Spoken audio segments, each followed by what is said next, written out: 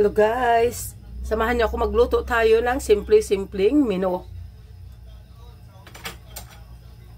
Ito lang yung mayroon kami sa kusina, kaya ito yung lulutuin natin ngayon. Dahil medyo masama ang aking timpla, kaya tinamad akong pumunta sa talipapa. Ayan, gusto tayo ng sibuyas at saka bawang. Tapos isunod natin yung ayan, yung isdang pumasok sa lata tapos hindi marunong bumalik. Ayan, ating igisa yan. Igisa natin siya. Durugin natin yung iba para lumasa. Ayan, igisa-gisa muna natin siya. May gulay naman ako. Ayan, ang sayote. Igisa ko sa sayote. Ayan, okay naman yan guys. Paminsan-minsan. Lalo pag ayun, yung tinatamad tayong mamalingki. Aside pag tinatamad, kung wala talaga tayong budget. Yun talaga yun eh. Diba? Pero sige lang. Ayan, at maya-maya sabawan ko yan siya ng kaunti. Para may sabaw naman na mahihigop. Kaunti lang. Lagyan natin ng pampalasa. Ayan. Lagyan din natin ng kunting asin. Tapos mamaya na lang natin timplahan pag kumulo na siya. At ayan, dahil kumukulo na, lagyan natin siya ng miswa para lalong masarap. Ayan, may natira pa ditong kaparaso nung nakaraang niluto ko. Ayan. O diba? Simple-simpleng menu. Pero kaya ng may raos ang isang kainan guys. Minsan pag wala tayong yung mga nandyan sa ating mga fridge, tingnan natin. Minsan may mga gulay-gulay. Minsan nanghihinayang ako pag yung matagal hindi ko nakikita agad tapos nasisira lang. Nakapanghinayang. Kaya yan, mayroong isang sayote tapos may isang yun, miswa at saka yung sardinas. Tikman natin. Tikiman na sakto itong sabaw kasi medyo I have a runny nose. Tikim. Wow, sarap.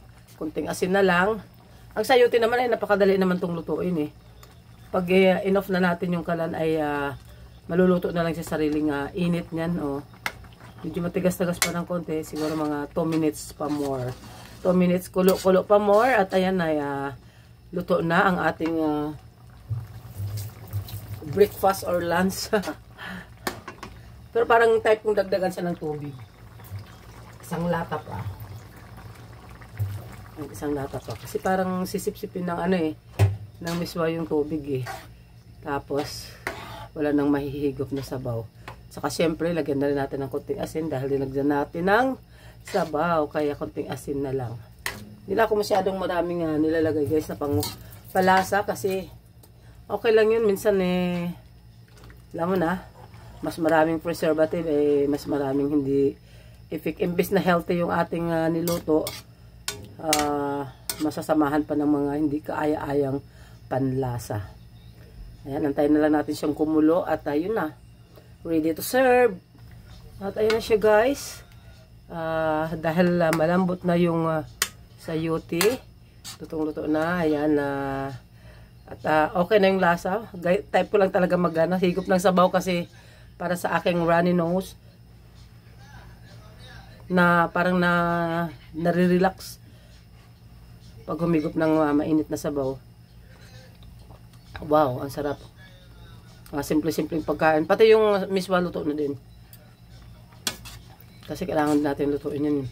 Maganda itong miswang nabili ko kasi hindi siya yung dikit-dikit. I mean, kahit na dinurog-durog ko siya, ayan buo-buo yung texture ng kanyang kanyang hibla.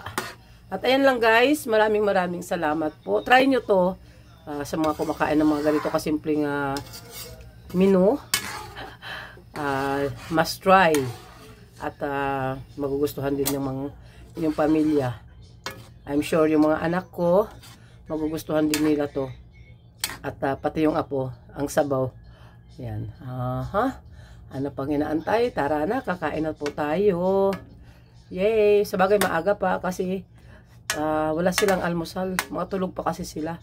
Dahil nga wala nang pasok sa school, Tapos na yung pasok ng aking apo. Kahapon yung kanilang recognition. Kaya medyo bawi-bawi ng tulog. Kasi nung may pasok siya, maaga yung pasok niya lagi. At ayan lang guys, maraming salamat. God bless us all and Jesus loves you and I love you too.